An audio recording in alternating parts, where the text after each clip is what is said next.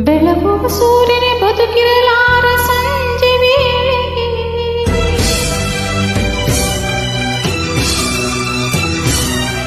ಉರುಳುವ ಚಂದ್ರನೇ ಉರುಳಿದಿರಲಾರ ಮುಂಜಾನೆಗೆ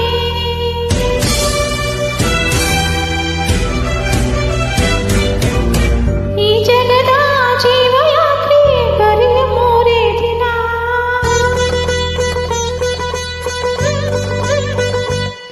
ಕಂಡಂತೆ ಮಾಯವಾಗದೇನು ಮಿಂಚು ಹಾಡುಗ ನಗೆ ಮಲ್ಲಿಗೆ